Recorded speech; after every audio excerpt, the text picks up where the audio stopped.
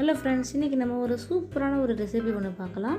Dragon ஃப்ரூட்டில் jam செய்யலாம். குழந்தைங்களுக்கு ரொம்ப பிடிக்கும், பெரியவங்களுக்கு கூட ரொம்ப பிடிக்கும். நான் வந்து பிங்க் கலர் ஃப்ரூட்டுன்னு நினச்சி வாங்கிட்டு வந்தேன். பட் இது வந்து ஒயிட்டாக ஆயிடுச்சு. ஸோ நோ ப்ராப்ளம், இதுலேயும் நம்ம செய்யலாம். அதுக்கு நம்ம வந்து ஒரு ட்ராகன் ஃப்ரூட்டை ரெண்டாக கட் பண்ணிவிட்டு உள்ளே இருக்க ஃப்ளஷ் எல்லாம் தனியாக எடுத்து ஒரு ஸ்பூனில் எடுத்து இது மாதிரி எடுத்து வச்சுக்கணும். ரெண்டு பாட்டில் உள்ள ஃப்ளஷ் எல்லாம் தனியாக எடுத்து வச்சாச்சு.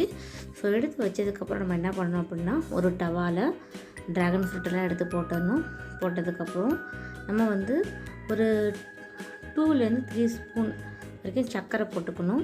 சர்க்கரை போட்டதுக்கப்புறம் சுகர் ஆட் பண்ணதுக்கப்புறம் ஒரு ஹாஃப் லெமன் ஜூஸ் பிழிஞ்சு விட்டுக்கோங்க.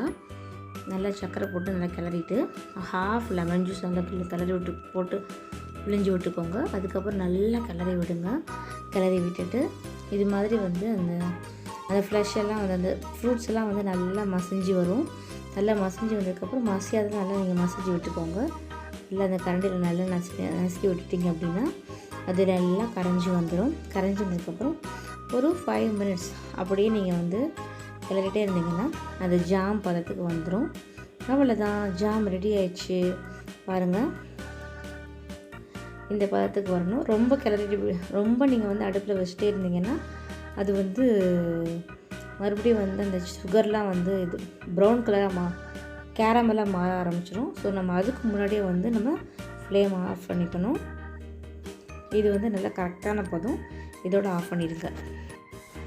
அவ்வளோதான், ட்ராகன் ஃப்ரூட் ஜாம் ரெடி ஆயிடுச்சு.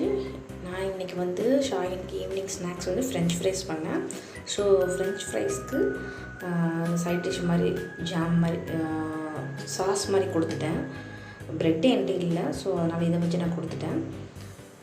நீங்களும் இதை ட்ரை பண்ணி பாருங்கள். உங்கள் வீட்டில் எப்படி வந்துச்சுன்னு சொல்லுங்கள், எனக்கு கமெண்ட்டில் கொடுங்க. தேங்க்யூ.